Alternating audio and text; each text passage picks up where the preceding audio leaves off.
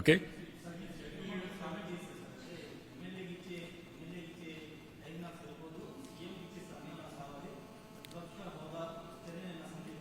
దాన్ని ఏమంటారు బ్రదర్? నువ్వు నన్ను అడుగుతావు ఏమంటావు దాన్ని? నీతో ఎవరన్నా మాట్లాడుతున్నావు ఏమంటావు?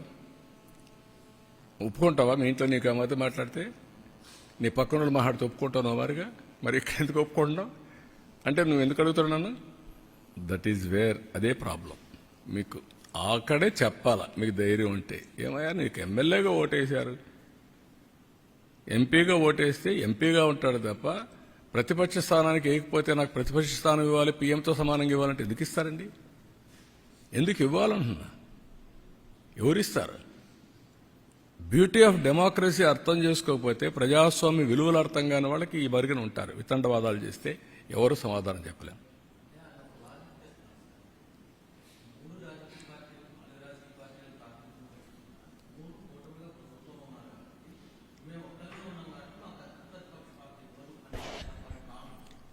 ఆయన నీ భావన ఆయన భావన కదా కావాల్సింది, ప్రజల భావన, ప్రజాస్వామ్య విలువలు, ప్రజల భావన. నేను ఎగతాళి చేయడం లేదు. We will respect people. మీరు పేపర్లో రాసినా వాస్తవం ఉంటే నేను వింటాను.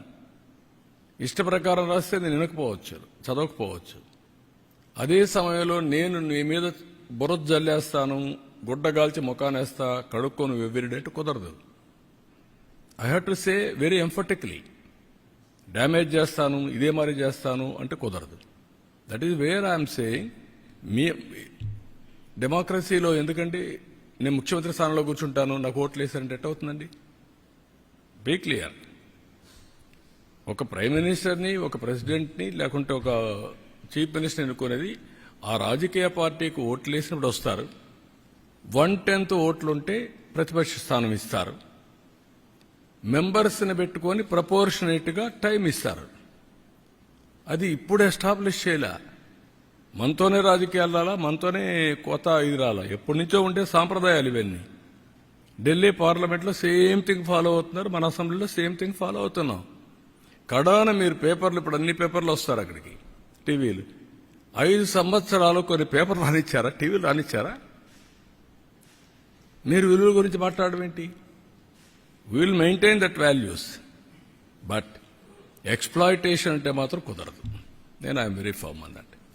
I'm very clear. మీకు అందరూ కూడా గుర్తుపెట్టుకోవాల్సింది, మనమందరం విలువలు పాటిస్తూ వేరే వాళ్ళకు విలువలు చెప్తే ప్రజలు అప్రిషియేట్ చేస్తారు. మనకు విలువలు లేకుండా వేరే వాళ్ళకి విలువలు చెప్తున్న విలువల కోసం డిమాండ్ చేయడం కూడా తప్పే.